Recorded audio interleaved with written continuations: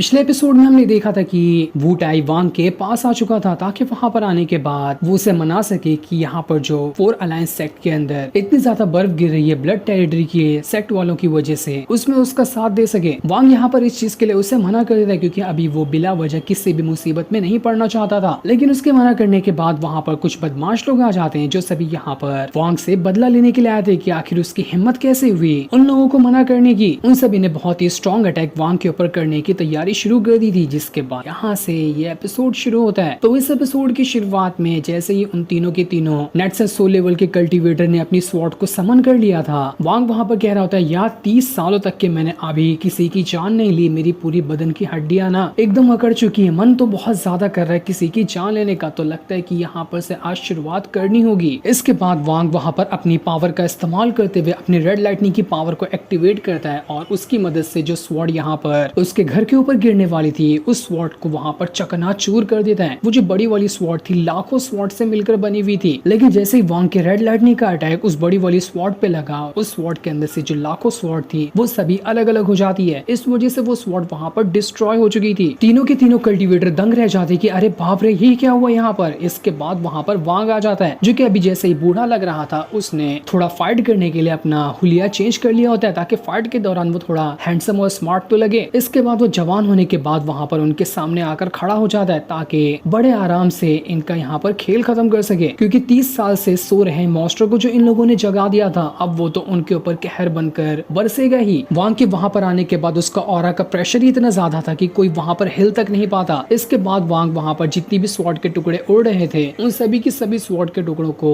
Control करना शुरू कर देता है। वो लोग वहाँ पर वांग से कह रहे थे कि आखिर तू कौन है, यहाँ पर तो एक बूढ़ा रहता था ना, तू जवान कैसे हो गया। वांग कहता है मैं वो हूँ जिसके साथ ना तुम्हें अपने सपने के अंदर भी पंगा नहीं लेना चाहिए था, लेकिन जब तुमने गलती कर दी है तो सजा भुगतने के लिए तैयार हो जाओ। इसके बाद वांग उनकी ही स्वॉर्ड को वहाँ पर कंट्रोल करते हुए उन सभी के ऊपर अटैक करना शुरू कर देता है। दो बंदे को तो चुटकियों में खत्म करते हुए वहाँ पर वांग ने उनके अंदर से उनकी नेट्स और सोल को घसीट कर बाहर निकाल लिया था और निकालने के बाद वो उसे वहाँ पर डिस्ट्रॉय कर देता है। एक जो बचा हुआ था वो अपना एकदम ज्यादा घबरा चुका था, इसलिए वो अपनी जान बचाकर वहाँ से भागने की कोशिश करता है। लेकिन तभी सामने वू टाई आ जाता है जो उस बंदे से कह रहा था कि मैंने तो पहले ही कहा था तुम्हारी कब्र खोद के पहले से ही रख दी है, अब बचकर कहाँ भाग रहे हो। वू टाई वहाँ पर उस बंदे को पकड़ते हुए कहता है कि तुमने ब्रदर वांग से पंगा लेकर अच्छा नहीं किया, तुम यहाँ पर ब्रदर वांग को मारने के लिए आए थे और मैं तुम्हें इतनी आसानी से यहाँ से जाने दूं, सपने में भी नहीं। इतना कहने के बाद वू टाई ने वहाँ पर उस बंदे की भी जान ले ली थी। तीनों के तीनों यहाँ पर खत्म हो चुके थे। जिसके बाद वांग वहाँ पर नीचे आ जाता है और वापस से खुद को बूढ़ा बना लेता है ताकि उसे जवान में कोई देख ना ले। वू टाई वहाँ पर वांग से कह रहा था कि वांग आपको ना यहाँ पर परेशान होने की जरूरत नहीं है, इन तीनों को मारने का इल्जाम मैं खुद पे लेता हूँ, कुछ भी आगे सवाल होगा तो मैं ही जवाब दूंगा कि मैंने ही इन तीनों को मारा है, आप बेफिक्र यहाँ पर रह सकते हैं। वांग के जाने के बाद वू टाई अपने मन में कह रहा था कि मैं लाइफ में कभी भी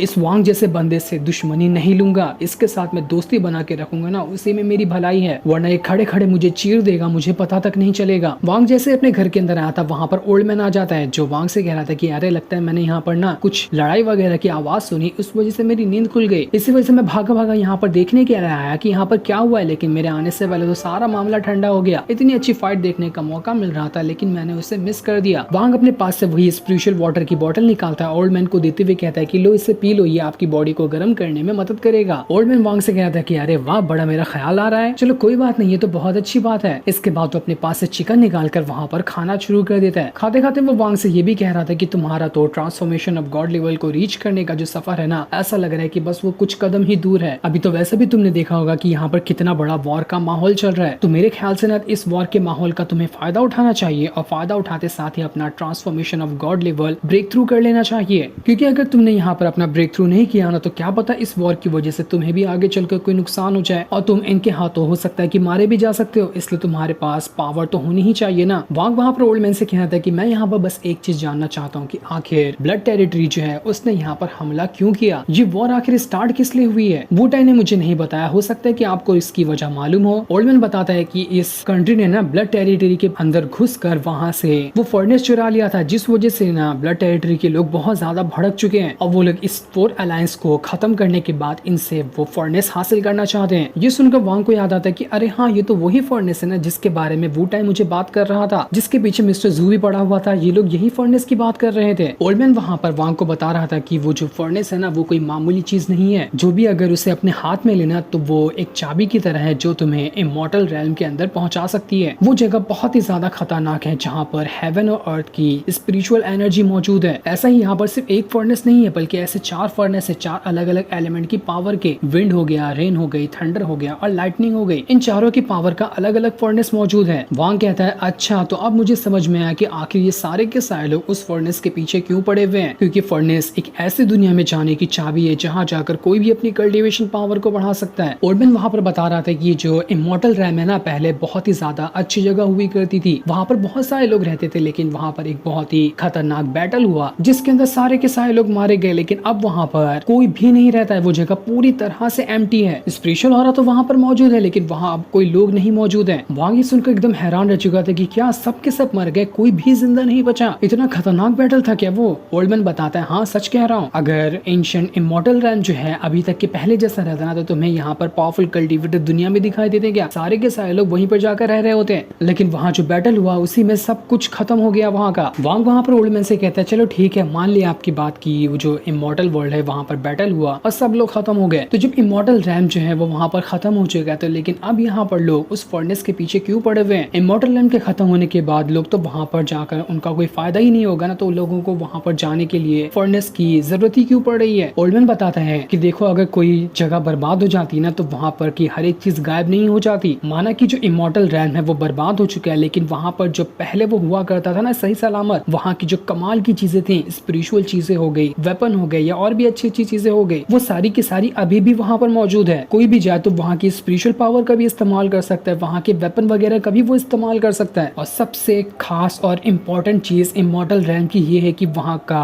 वो वाला स्पिरिचुअल ऑरा अब भी मौजूद है जो एक नॉर्मल इंसान को ट्रांसफॉर्मेशन ऑफ गॉड लेवल पे ब्रेक थ्रू करवा सकता है। हम माना कि ट्रांसफॉर्मेशन ऑफ गॉड लेवल के ऊपर वाला जो बंदा है वो वहाँ पर जाएगा तो अपनी कल्टीवेशन पावर नहीं इंक्रीज कर पाएगा, लेकिन जैसे कि तुम हो, अगर तुम यहाँ से इमॉर्टल रैम के अंदर गए ना तो वहाँ पर जाने के बाद वो जगह तुम्हारा transformation of god level breakthrough जरूर करा सकती है। जो सुनकर वांग एकदम ज्यादा हैरान रह चुका था। वो ओल्ड मैन का शुक्रिया करते हुए कहता है कि सीनियर आपका बहुत बहुत शुक्रिया जो आपने मुझे इतनी अच्छी जानकारी दी। ओल्ड मैन कहता है बस बस यार कितना मेरी तारीफ करोगे, अब मैं इतना भी कुछ खास नहीं, तुम्हारी बातों से तो मुझे शर्म आ गई। वैसे हाँ, मैं यहाँ पर तुम्हारे पास इसलिए आया था, तुम्हें याद है ना मैंने तुमसे कहा था कि मैं तुम्हें आर्टिस्टिक कंसेप्शन के बारे में बताऊंगा तो उसके बदले तुम मेरी मूर्ति बनाओगे। तो बताओ मेरी मूर्ति कहाँ है, अभी तक तुमने क्यों नहीं बनाई उसे? मैं अपनी बंदी को देना चाहता हूँ, वो बहुत प्यारी है, मेरी मूर्ति को देख कर ना उसके मुंह में तो पानी आ जाएगा। वांग कहता है जैसा आपने मुझसे करने कहा था, मैंने बहुत बार आपकी मूर्ति बनाने की कोशिश की, लेकिन मुझे अभी तक के आपकी कल्टीवेशन लेवल के बारे में पता ही नहीं है, इसलिए मैं परफेक्ट तरह से आपकी मूर्ति नहीं बना पा रहा था। मैंने कुछ ट्राई किया है, आप देखना चाहे तो उसे देख सकते हैं। वांग वहाँ पर एक मूर्ति ओल्ड मैन की उसे दिखाता है, जो मूर्ति तो ओल्ड मैन को पसंद आ चुकी थी। वो कहता है कि अरे वाह बढ़िया, उतनी बुरी भी नहीं है, लगता है ना कि तुमने बहुत अच्छे से और मेहनत से इसे बनाया है। चलो मान लिया कि जितना मैं रियलिटी में खूबसूरत दिखता हूँ उतनी खूबसूरत मूर्ति नहीं बनी है, लेकिन तुम्हारी मेहनत के लिए तुम्हारा शुक्रिया। ओल्ड मैन कहता है तुम्हें मेरी बात ढंग से तो याद है ना, इस पहली वाली को तो मैंने सिलेक्ट कर लिया, अभी तुम्हें 99 और बनाना है। मैंने तुमसे वादा किया था कि तुम्हें मेरी 100 मूर्तियां बनानी है, मैं अपनी 100 गर्लफ्रेंड को देना चाहता हूँ, मैं सबको एक एक मूर्ति दूंगा ताकि सभी मुझे याद रख सके। तो तुम्हें अभी मेरी 99 और मूर्तियां बनानी है, उसे और अच्छे से बनाना, इससे भी ज्यादा अच्छी होनी चाहिए वो। तुम ट्रांसफॉर्मेशन ऑफ गॉड लेवल को ब्रेक थ्रू कर लोगे ना, तब भी इस बात को याद रखना, मैं कभी ना कभी तो तुम्हारे पास आऊंगा और पूरी की पूरी 100 को एक साथ लेकर जाऊंगा। वहाँ कहता है ठीक है ओल्ड मैन, मैंने आपसे जब वादा किया है तो मैं ये वादा आपका जरूर निभाऊंगा, मैं पूरी बची हुई 99 आपके लिए बनाकर रख दूंगा। ये सुनकर ओल्ड मैन खुश हो जाता और वो वहाँ से जाते हुए वांग से कह रहा था कि देखो आजकल का जो ये वॉर चल रहा है ना, ये बहुत ज्यादा मुश्किल है, यहाँ पर और भी ज्यादा पावरफुल कंट्री लोग भी हैं, वहाँ के कल्टीवेटर भी ज्यादा पावरफुल होंगे, तो जरा तुम ना अपना खुद का अच्छे से ख्याल रखना कि कहीं तुम इस वॉर के अंदर बिना मतलब के ही पिस ना जाओ। मैं बस तुम्हें यहाँ पर वार्निंग दे सकता था, तो जो कि मैंने दे दी है। और इतना कहने के बाद ओल्ड मैन वहाँ से चला जाता है। ओल्ड मैन के जाने के बाद वांग अपने कमरे से बाहर निकलता और आसपास का नजारा देख रहा था, जो जगह पूरी तरह से बर्बाद हो चुकी होती है। बाहर निकलने के बाद वांग यहाँ पर कह रहा था कि मॉर्टल चीज जो कि नॉर्मल होती है, उस वो का एक न एक दिन खत्म होना लिखा ही होता है। जैसे कि इस गांव को ही देख लो, आधा से ज्यादा गांव बर्बाद हो गया। उसी तरह से अगर मैं कल्टीवेटर नहीं बना होता तो मैं बचपन में पैदा होता, बड़ा होता और मर जाता, जैसा कि दालियों के फादर के साथ हुआ, उसके साथ भी होगा और उसके बच्चे के साथ भी होगा। इसी तरह से ये साइकिल हमेशा से चलता रहता है। इसके बाद वांग अकेले बैठ के सबसे पहले उसकी मूर्ति बनाता है, जो उसका सबसे पहला मास्टर हुआ करता था। पहली बार सेट में आने के बाद यही मास्टर उसका बना था, जो कि सबसे घटिया आदमी था। वांग आज तक के जितने भी लोगों से वो मिला था सबकी एक बाई एक लाइन से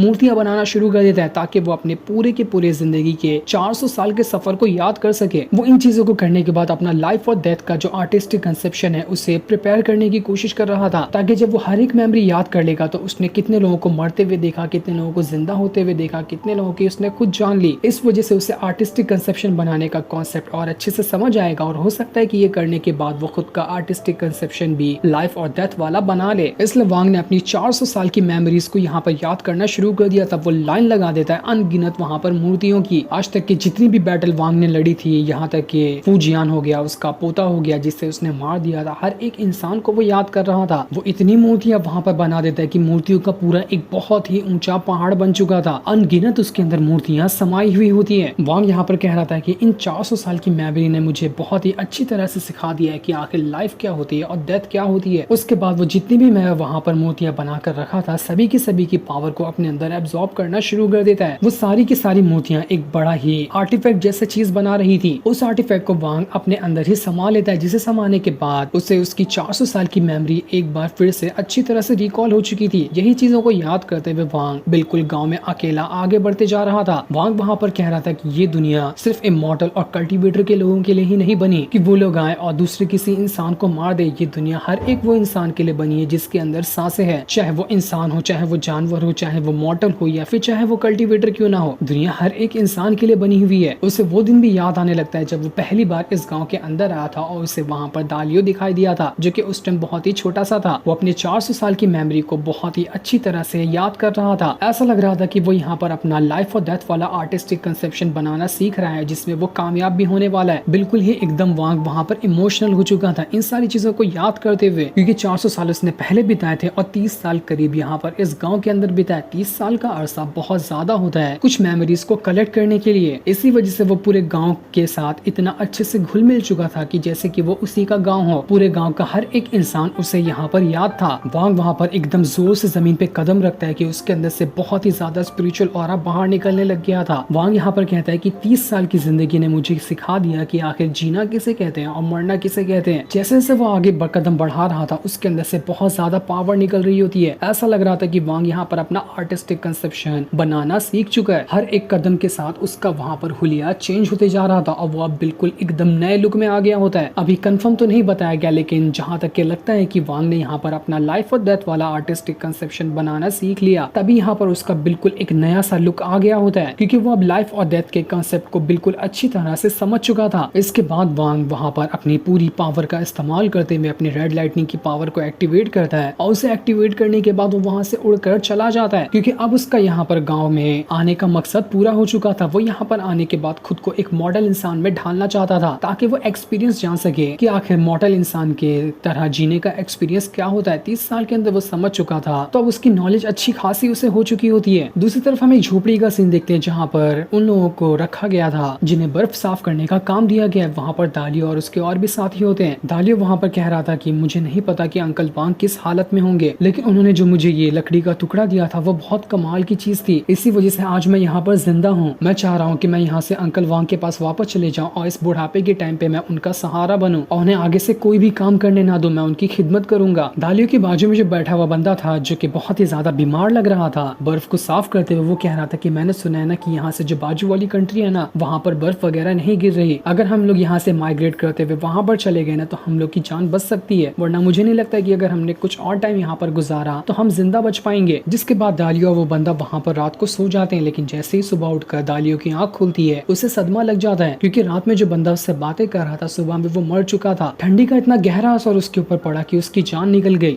दालियो के पास वांग का दिया हुआ लकड़ी का टुकड़ा था, इस वजह से वो तो बच गया, लेकिन उसका साथी वहाँ पर नहीं बच सका। वहाँ पर मौजूद सारे लोग उस बेचारे बंदे को मरा हुआ देखकर एकदम ज्यादा उदास हो जाते हैं। लेकिन तभी घर में सिपाही आता है, सारे लोगों से कहता है कि यहाँ खड़े खड़े कितनी बर्फ पड़ी है, बाहर जाकर उसे साफ करना नहीं क्या, जल्दी जाओ उसे साफ करो। इसलिए बेचारे सारे लोग डर के मारे दोबारा से बर्फ साफ करने के काम पर चले जाते हैं। लेकिन दालियो घबरा चुका था कि यहाँ पर उसका साथी मर गया, तो उसकी वाइफ जो है वो किस हालत में होगी। वो उसी बर्फ के अंदर भागते हुए अपनी वाइफ को आवाज लगा रहा था कि तुम कहाँ पर हो। चारों तरफ वो उसे ढूंढ रहा था कि कहीं उसकी वाइफ की हालत गड़बड़ ना हो गई हो। साथ ही वो वांग को भी आवाज लगा रहा था कि अंकल वांग आप कहाँ पर हो, आप ठीक तो हो ना, मैं आ रहा हूँ आपको ढूंढने के लिए, आपको आपको कुछ नहीं होगा, मैं यहाँ से हम सबको बाजू वाली कंट्री में ले जाऊंगा, वहां जाने के बाद हम सब एकदम सेफ रहेंगे। पर तभी बर्फ के अंदर उसे कई सारे मरे हुए लोग दिखाई देते हैं जो सभी काम करते करते बर्फ के अंदर ही जमकर मर चुके थे। उन्हें मरा हुआ देखकर तो दालियो एकदम ज्यादा घबरा जाता है कि बाप रे यहाँ पर क्या हो रहा है। हर तरफ मरे हुए लोगों का ढेर था वहाँ पर, ऐसा लग रहा था कि ये जगह पूरी कब्रिस्तान है, अनगिनत लाशें वहाँ पर पड़ी होती है। दालियो को तो वहाँ पर एकदम सदमा लग जाता है, वो जोर जोर से वहाँ पर चिल्लाकर रोने लग गया था कि नहीं, कैसे भी करके मैं अपने परिवार को इस जगह से बाहर ले जाकर ही रहूंगा, यहाँ पर मेरा परिवार ऐसे नहीं मर सकता। जब दालियो ऐसा सोच ही रहा था कि उसके आसपास एक रेड कलर का ऑरा फैलना शुरू हो जाता है, क्योंकि ऐसा लग रहा था कि यहाँ पर वांग आ रहा है जो दालियो को समझाने के लिए आ रहा होगा। और कुछ ही देर बाद वांग वहाँ पर आ जाता है जो कि एकदम ज्यादा जवान और बिल्कुल हट्टा कट्टा लग रहा था। वो दालियो के सर पे हाथ रखता है, उसके हाथ रखते साथ ही उसका स्पिरिचुअल ऑरा दालियो के अंदर जा चुका था। ऐसा महसूस करते साथ ही दालियो को ऐसा लगता है कि उसके पीछे अंकल वांग है, क्योंकि वो प्रेजेंस को महसूस कर पा रहा था कि ऐसी प्रेजेंस तो मुझे तभी आती थी जब मेरे आसपास अंकल वांग होते थे। पर जैसे वो पीछे मुड़कर देखता है उससे तो एकदम गहरा सदमा लग जाता है कि यहाँ पर अंकल वांग जैसा ही लग रहा था उसे, लेकिन वो अंकल वांग नहीं बल्कि तो कोई एकदम जवान और हट्टा कट्टा बंदा है जो कि इतना ज्यादा खूबसूरत है, उसके अंदर से इतना ऑरा निकल रहा है कि दालियो की आंखें वहाँ पर चौंधिया रही होती है। वांग वहाँ पर दालियो से कह रहा था कि तुम्हें घबराने की कोई जरूरत नहीं है, जिसे तुम समझ रहे हो, हाँ मैं वही हूँ। इसके बाद वांग अपनी पावर का इस्तेमाल करते हुए दालियो को वहाँ पर बेहोश कर देता है। वांग यहाँ पर दालियो, उसकी वाइफ और उसके बच्चे सभी को निकाल कर दूसरी कंट्री में ले जाने के लिए आया हुआ था, ताकि पहले वो यहाँ पर इन सभी को बचा ले, उसके बाद जो उसके दुश्मन होंगे उन सभी का वो बैंड बजाएगा। कुछ देर बाद जब दालियो की आंख खुलती है तो वो अपने आप को दूसरी कंट्री में पाता है जहाँ पर बर्फ वगैरह कुछ भी नहीं गिर रही थी, और उसी के बाजू में उसकी वाइफ भी होती है, जिसे देखकर तो दालियो एकदम दंग रह चुका था कि अरे ये मैं कौन सी जगह पर आ गया, ये जगह तो बिल्कुल शांत और एकदम अच्छी है। यहाँ पर उसे अपनी वाइफ को देखकर बहुत ज्यादा खुशी हो चुकी थी, और उसी के सामने उसका बेटा भी खड़ा हुआ था। उसकी कंट्री का जो प्रोटेक्शन शील्ड था उसके बाहर वो तीनों के तीनों आ चुके थे। किसी को कुछ समझ नहीं आता कि हम लोग तो यहाँ पर अचानक से बेहोश हुए और आँख खुली तो हम लोग यहाँ पर हैं, हमें यहाँ पर कौन लेकर आ गया होगा। दालियो जैसे अपने सामने देखता है वहाँ पर उसे एक थैला दिखाई देता है जिसके अंदर बहुत सारा सोना था। ये सारा सोना दालियो और उसके परिवार वालों के लिए ही होता है, ताकि आगे चलकर जो नई कंट्री में वो लोग आए हैं यहाँ पर अपना गुजर बसर कर सके। सोने को देखकर दालियो समझ चुका था कि ये काम किसी और का नहीं बल्कि अंकल वांग का ही है। अंकल वांग असल में कोई नॉर्मल इंसान नहीं बल्कि वो एक इमॉर्टल थे जिन्हें मैं पहचान नहीं सका। उन्होंने ही हमारी मदद करके हमें गांव से बाहर लेकर आया ताकि हमारी जान बच सके। वो तीनों की तीनों वहाँ पर जमीन पे सर रखते हुए वांग को यहाँ पर ग्रीट कर रहे होते हैं। उनके सामने वांग तो नहीं था, लेकिन वो उसके लिए ग्रीट करते हुए उसका शुक्रिया दिखा रहे होते कि आपका बहुत बहुत शुक्रिया हमारी मदद करने के लिए। वही दूर खड़े वांग जो होता है वो उन तीनों को ही देख रहा था। इन तीनों को सुरक्षित जगह पर पहुंचाकर वांग को बहुत ज्यादा खुशी महसूस हो रही होती है। वांग कहता है मैंने अब यहाँ पर काफी हद तक के एक्सपीरियंस को गेन कर लिया है, तो अब मुझे सिर्फ एक ऐसी जगह चाहिए जहाँ पर मैं 10 साल तक के एकदम अकेले में रहकर कल्टीवेशन कर सकूं। उस कल्टीवेशन के बाद मैं आसानी के साथ ट्रांसफॉर्मेशन ऑफ गॉड लेवल को रीच कर लूं। लेकिन मुझे यहाँ पर इतना अच्छा मौका मिला है इमॉर्टल रैंक के अंदर जाने का, तो वो मैं मौका कैसे गवा सकता हूँ। लेकिन वो मौका हासिल करने के लिए मुझे सबसे पहले इस वॉर में कूद कर इनकी बैंड बजानी पड़ेगी ताकि वो मुझे फर्नेस मिल जाए और उसके बाद मैं इमॉर्टल रैंक के अंदर जा सकूं। इसलिए वांग सीधा का सीधा वहां से उसी वॉर के अंदर कूद जाता है ताकि सबका बैंड बजाते हुए पूरा वॉर ही यहाँ पर खत्म कर दे। जो सीन दिखाते ही ये एपिसोड यहीं पर एंड हो जाता है। Thanks for watching.